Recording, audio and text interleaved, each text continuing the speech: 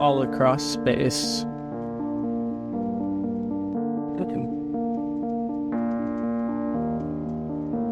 All across time. Mysteries that we can't understand. Dude, this is a fucking drone, bro. There's a whole fleet of them. Look on the ASA. My gosh. They're all going against the wind. The wind's 120 knots from the west. Look at that thing, dude.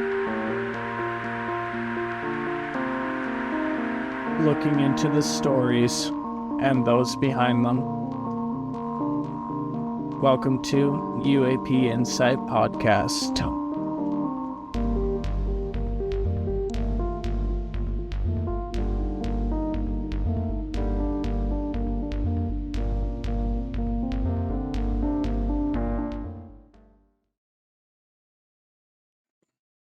Hey everybody, another great episode for you today. I'm speaking with Zack, Agee, stay-at-home dad and Project Contact founder.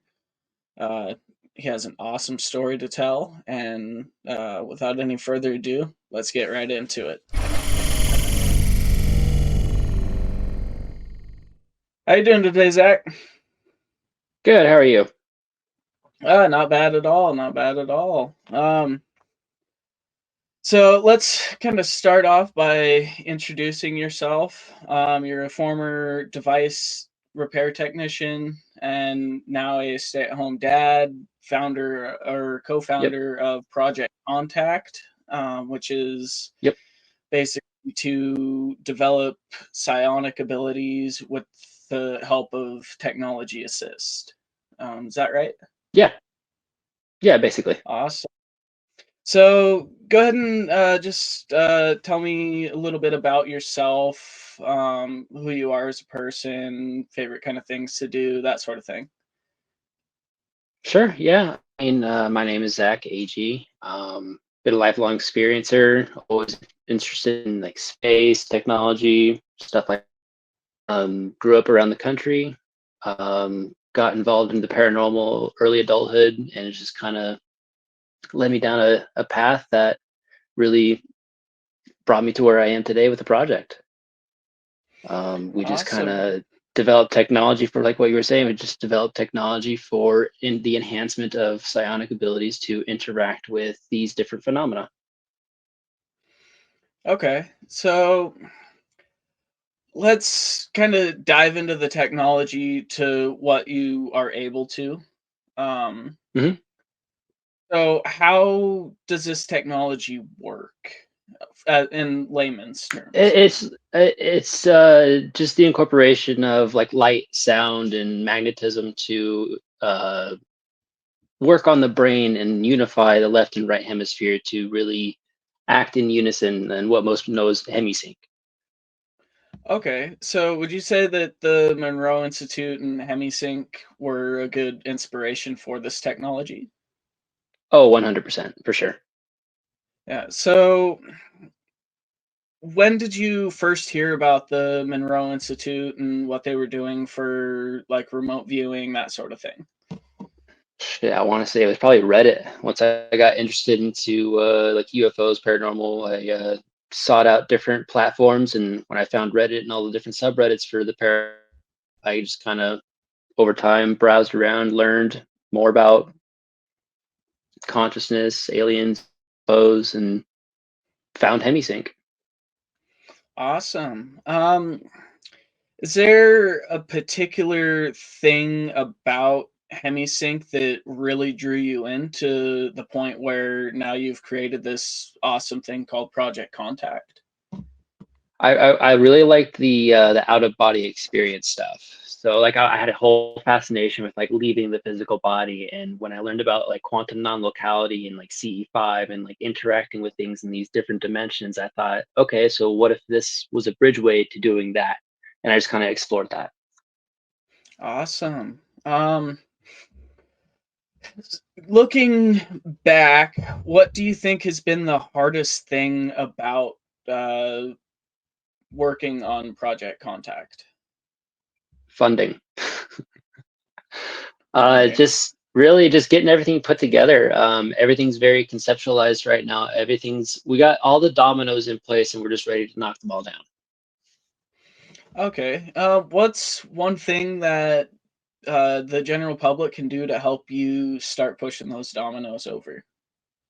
Nothing right now. We just need help with equipment, ideas to develop different technology to measure things. We just want people a lot smarter than us to help give us ideas to do our things properly. Because we're very, I wouldn't say new at this, but we're very backyard scientists, very, very citizen scientists right now. So we know the phenomenon exists. We know our methodology works. We just don't have the resources to measure everything correctly that we know is happening, and that's what we need help with. Okay. So what would Like be one of we got the the manufacturing side taken care of. We got our filing for our corporations taken care of. We got the nonprofit stuff in works. We got everything we need in the works. We just need resources from these higher institutions. So, do you think that if someone were to reach out from one of these institutions or reach out to one of them, um, which one would you prefer if you had to choose? Well, I mean, Monroe Institute would be cool. Um, I don't know. I get any of them, really. Any of them. Feel free to reach out. We'll see if our ideologies align and go from there. Yeah, awesome. So let's kind of get more into the future of Project Contact. 5 years Sure. down the line, where do you see yourself? Most likely field testing, working in a lab. Okay. Is there anyone, any single person that you could think of that you would love to join you for equipment testing and kind of see what it can do? I mean, we're an open book, man. Just come and sign up. We'll talk with you. Okay. Anyone. Um, yeah, I know someone I'd always wanted to meet and talk with is someone like Joe McMonagle or one of the other remote viewers from SRI or the Stanford Mm-hmm. Research Institute for those who aren't familiar with it. Mm-hmm. Um, but I know they're a lot harder to find nowadays ever since the remote viewing program got shut down. Right. um, Yeah. but I know I'd also love to work with like Jake Barber or someone like that that Mm-hmm. is a government asset to kind of increase Oh yeah. credibility as well as test someone who is very well versed in it already to see what the technology can Mm-hmm. do. Right. Yeah. I mean, that would be awesome. Yeah. I don't have any like specific names that I'd want to say like, hey, let's work together. But I'm open to any form of collaboration. Awesome. So let's kind of get more into your experiences. I Hmm. understand your first experience was when you were very young. Yes. Um, so kind of run me through that, put me there. Your first experience. Well, it was 2001. I was 6 years old. Happened in Washington State, Yakima. Um, it was probably like maybe 10:30, 11 o'clock at night, and I don't know if I woke up from it or I was already awake, but my whole room just filled with this like bright, blinding bluish white light, and all of a sudden these two grays just appeared in my room to where they telepathically told me come with us. Like I felt my whole body was like vibrating. It was like a deep resonance inside me, just said come with us, and I was compelled to just get out of bed, walk over to them by the window, and just next thing I know we're just flying up through the sky. I remember just looking up, seeing this, I guess I don't know if it's a tunnel of light, but just like a bright light up in front of me. And I mean, I could see the night sky. I could see the city below me. They were one on each side of me, and we got to this large hangar-looking area on this like large circular-looking, I guess, raised platform. And they started leading me off the platform. I could see like I don't know if it was like a large pile of boxes or crates or some kind of storage or something right in the middle. And off to my right was like either this like a long desk looking thing, but there were like these tall human looking people with more of the grays. And as they were leading me around, they were showing me these like large silver orbs parked along the side of the wall. And then at that point, I got scared and just took off running down this hallway where I went to this large window to try to get my bearings, but all I saw was like this blackness of space. I could see the earth down below, like the curvature down below, like the bluish white, the glow of the earth, right? And I got scared even more, took off running, continued down the hallway, and I came to the another one of these tall human looking beings crouched down at this like intersection where it grabbed me until like, well, hey, you're not supposed to be here. And at that point, I got paralyzed basically. I couldn't move. And the two grays came and got me. And I want to say they were floating me or carrying me down the hallway. I want to know my feet weren't touching the ground.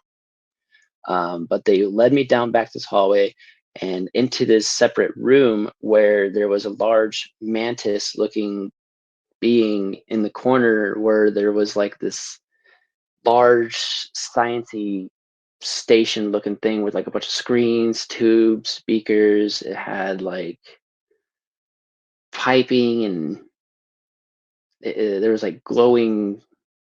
I don't even know how to describe it properly, man. It was weird. And the Greys led me down to this table off to the left, right next to this little station, and they laid me down onto the table. And then this mantid came around, grabbed my head, turned it to the left, and then stuck a needle into my neck. And then at that point, everything just got fuzzy, like blurry, white, fuzzy, warm. My hands were like they were in like a gooseneck locked position, and then that stopped after the shot or whatever it was they stuck into me. And they got me off the table and then led me to like this adjacent room where they handed me a small black box. And when I opened the box, it exploded in light and gave me a telepathic download of like images, symbols, memories, pictures, maps, random shit, right? And in one of the memories, one of them that stood out the most was a memory of my most recent past life where I had lost my family in a car accident and was so disparaged by grief that I had gone what I had assumed was my house and then shot myself. And then that memory ended, and then they shut the box, took it, and then they took me back out down the hallway back to where we were in this like hangar area and floated me back down into my room, laid me back down into bed. And then as they were walking away, one of them turned back around in another telepathic voice, said, "We'll be seeing you again soon." And then they were just gone. The light was gone, and it was just left like eerie, empty silence. And I was just sitting there in my bed. Wow, that's a lot to take in. Yeah, tell me about it. Yeah. Um, I guess my first question would be, would you describe the moment where you're being resonated out of your bed and into this craft as kind of similar to a out of body experience? Oh no, it was all physical. I felt like the cold atmosphere inside, like inside their craft. I felt the cold, like metal grated, like diamond plate grating on my feet. Like I was running down the hallway. I could feel the person being grab me. I could feel everything. Okay. The second question I have is, how would you describe the gravity inside of that craft? Was it kind of similar to Earth's Normal, gravity, yeah, or normal. okay, I mean, I okay, wasn't floating around. I wasn't like bouncing like they do on the moon. You know what I mean? I was running normal. okay. So it had to be some And kind of some kind of, I don't know, artificial something, gravity. something. Um, yeah. So going forward a little bit in your story, I know you were speaking about your memory of your past life. Hmm. Um, so during that memory, has there been any places or synchronicities that you've noticed since then that have linked back to that outside of just what you saw in your vision? Nothing outside of like a karmic repeat. That's what I've come to understand it as. Like in my memory, I had a wife and two kids, and in this life, I have a wife and two kids. So it's either a really weird coincidence, or I believe my karmic cycle repeats in each life to learn whatever it is I need to learn to move on. And that's what I've understood from their messaging. Okay. And would you say that everything during that experience was an overall positive, negative, neutral experience? I don't know, man. It was terrifying. I mean, they didn't hurt me, but like it was just I'm fairly certain I have insomnia now because of it. So it was definitely traumatic, but it was also enlightening. So it's really hard to put a descriptive term to it, like how I feel about it. Like Okay. I don't want it to happen to my kids, but I also understand. I don't want to say like a necessity for it because that's like not the right thing to say about it, but it's like I get it. Okay. Let's move forward from your abduction experience Sure. and kind of talk about how how you found out about a similar sighting in the area at the time. Yeah, I mean, shit. It was like years later, right? Like after I'm already going down this UFO rabbit hole, and I just come across I learned about when I learned about New Fork, right? Um, and I looked for my hometown to just look back at the rough time in the year that I believe this happened. And because I know I was 6 years old, so it had to have been after June 2001, right? It wasn't winter yet. It wasn't like October, November, because that's when we started really getting like snow back then. It wasn't like cold outside, right? So it had to have been like mid late summer. So I looked for that time frame and I found a couple UFO sightings from that time. And I don't know if it's connected, right? I don't want to make the claim like this is my this is the sighting from my abduction, right? But there were sightings around the time that I believe this happened. And on the New Fork page that says that there's multiple different reports of these sightings over this time or something like that, right? I'm paraphrasing, but there's no records of those other sightings, even though it mentions it. So I have trouble. I want to find those reports and see if there's anything there, basically. But yeah, I Okay. send you the New Fork report. Yeah, and I read over it and it was very, Mhm. very just it seemed like it had to be connected somehow, whether it was the same exact event or a similar one. Don't know. I can't But confirm that, but I mean, it said there was three delta-shaped objects, which is like the V-shaped yeah, objects, and people have those theories about those kind of craft. yeah. Um I guess my next question would be, have you had any other close encounters besides just that first initial one? Yeah, a couple. They didn't start again really until, at least not that I remember. They didn't really start until I moved to, like, well, I guess, do you mean like close encounters, like a physical encounter? Because I mean, I've experienced like shadow people and shit like that, right? But like, are you talking specifically like alien? It alien paranormal, it's all the same. True. It's an umbrella. It's a wide spectrum of different entities. At least I believe it is. Um, Specifically shadow people. I mean, I had paranormal experiences starting when I was like early adulthood, right? But I didn't have like any like NHI UAP close encounters until probably 2021. With when I met my wife, we had one that stopped by at our apartment when we started doing CE5 stuff. Um, it was well, I'll back up. It was late at night, probably like 10:30 o'clock. Um, and my wife and I just got done watching TV. So she goes to the bedroom to go get ready to go to bed. And I go into the kitchen to go get I think it was like a water bottle of juice or whatever it was.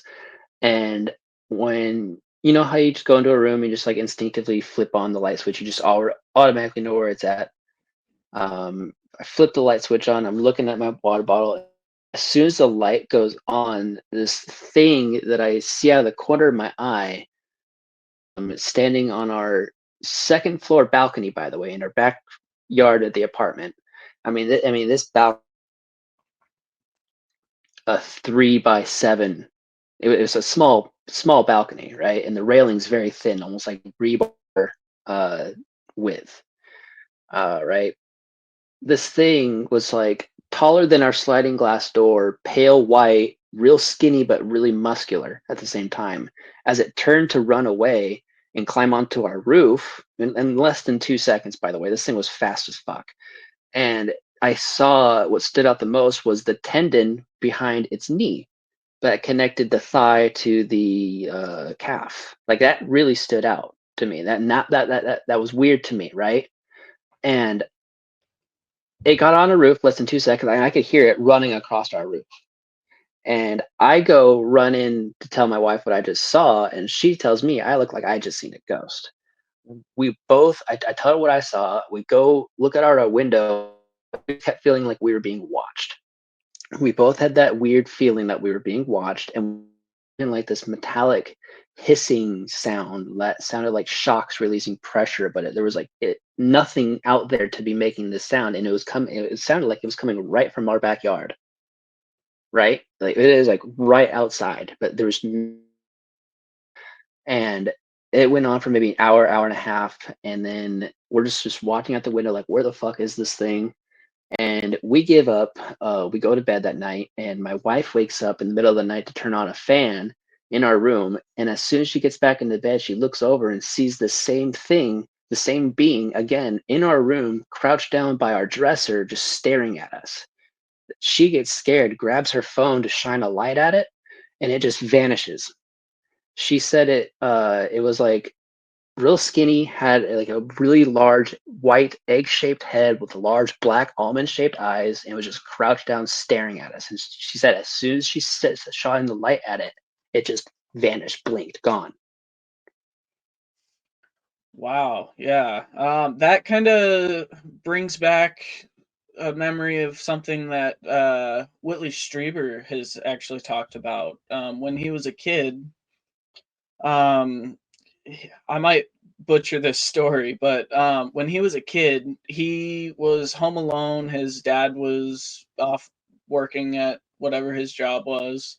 His mom and his sister were off in town doing something, and he was home alone. And all of a sudden, there was a being on his roof that he ended up calling the police department over, because he was so freaked out, so scared. The police officer who showed up came and looked on the roof and booked it out of there, saying that there's nothing on there. And when he had first shown up, he went in gun drawn, and he sped out of there, peeled out in the driveway, and never came back.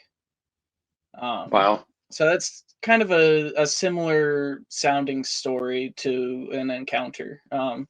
And I believe Whitley Strieber just talked about that a week or two ago, as of when we're recording this, on another Oh, okay. podcast. I'll have to check that out. I think it was either Julian Dory or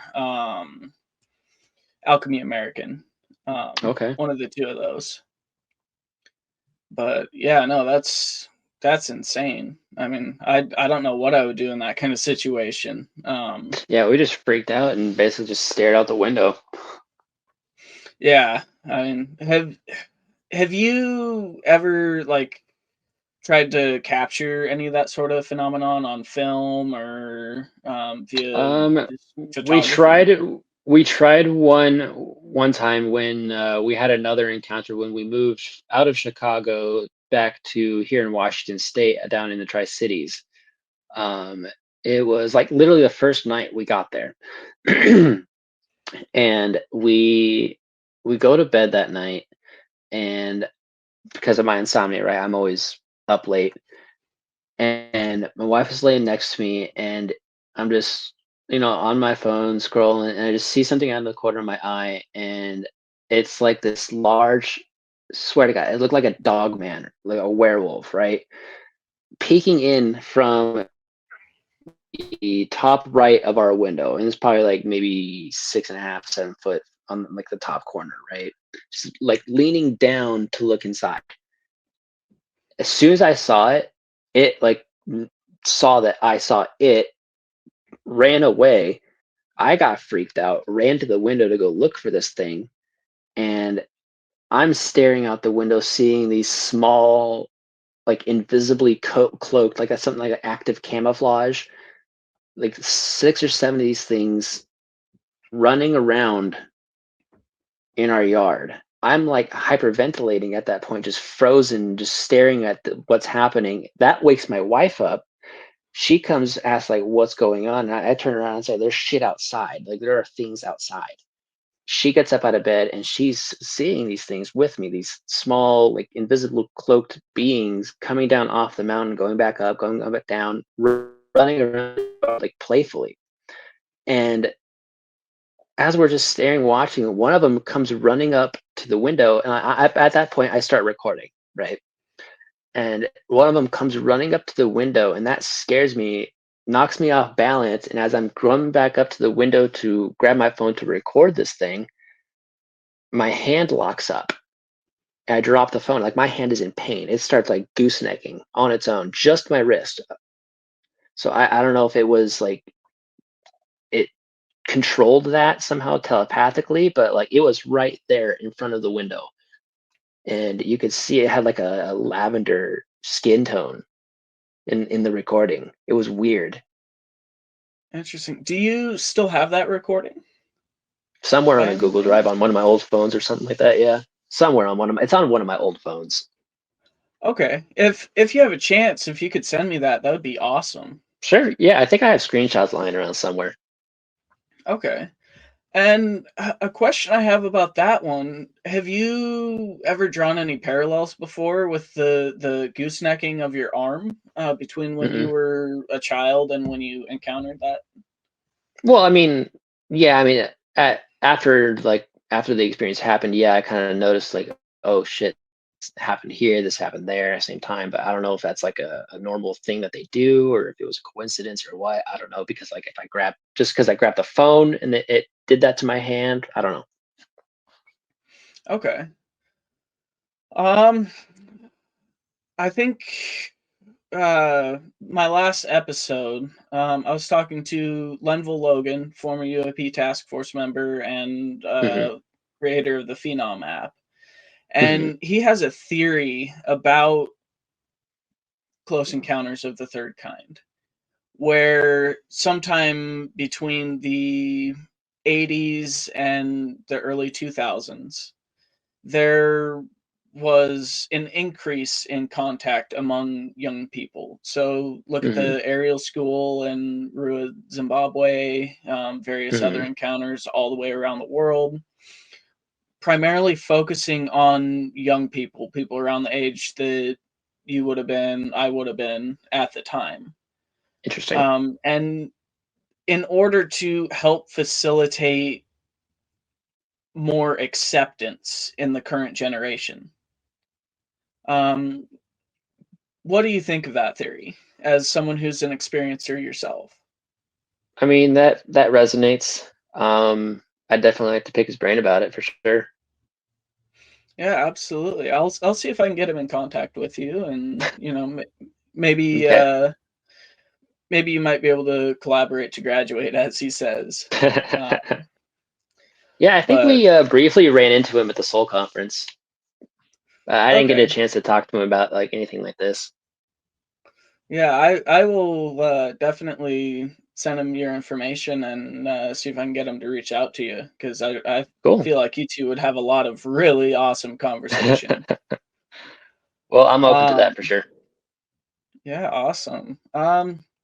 So going forward a little bit more, you start Project Contact. Yes, as a way to really Um, understand this what's going on. so the day one Project Contact, what is the event that makes you decide to go for it? I got really discovering CE5, finding out what works for me, what didn't, really building my own guide and then sharing that with people, and then doing my own little paranormal investigations, kind of just building on my knowledge of making contact, basically. Just showing Okay, the world, documenting the process, and then I learned about the consciousness connection, and then I wanted to explore that and the development for technology to enhance it. It kind of just everything fell into place. awesome. Yeah, I've had a chance to look over the website that you've been working on, which It's a work in is progress. Yeah, it's a work in progress. yeah, but projectcontact.net, it looks incredible. You're doing an awesome job with that. It's very informative as to what you guys are doing, and I can't wait to see how that kind of changes in the future. Well, we appreciate it. I'll have to tell Matt that he's the mastermind behind the website right now. Okay. Um I I'm guessing I'm guessing here, but I feel as though there's some people that have been in contact with you that want to see what you're doing firsthand. Can you speak anything as to that? Not right now, but yes, there are. Okay. I imagine a couple NDAs, or just don't want to get ahead of yourself, something No, like that. no NDAs. Yeah, I don't want to get ahead of myself. The puzzle, or not the puzzle, but the dominoes are there. We're just waiting to kick everything off. Okay. Awesome. And I know Project Contact sounds very similar to what the Skywatcher team with Jake Barber is doing. Have you had any talks about any collaboration that you can talk about? I've tried to reach out, haven't heard back, but I'm open to collaboration for sure. Awesome. And I guess kind of the last couple questions I have for you. Sure. I'm probably going to ask this to everybody going forward because it's the most uncommon question that is asked in a podcast. Hmm. What is your favorite food? Pretty much anything my wife cooks. Good answer. Good I, I, answer. I love her biscuits and gravy. She makes some really good sourdough biscuits and gravy. Ooh, that. Oh, oh, you're making me hungry. Yeah. Um, and then another question would be, kind of what is your biggest drawback with the entire UFO sphere, paranormal sphere, psionic sphere? What do you think is the biggest thing holding society back, aside from Probably stigma?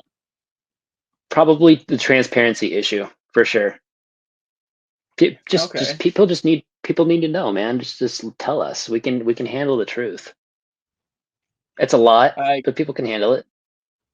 I couldn't agree more. But on that note, I think that's about all we can fit in for today. But I'd love to have you back. kind of as we move forward, get some updates on Project Contact, how it's going, that sort of thing. For sure, man. I'm happy to be here, and I'm happy to be here again. Yeah, absolutely. Have a good day. Thanks for having me. Hey guys, thank you again for sticking all the way through. I appreciate all the support that I'm getting and look forward to being back for more. As always, I will put a link to my guest's website in the description or any social media that has been given to me. So you'll be able to find it just in the description. And please support Zach and everything that he's doing. He's an awesome guy and deserves all the support he can get. So please do everything you can. And thanks again. Have a great night.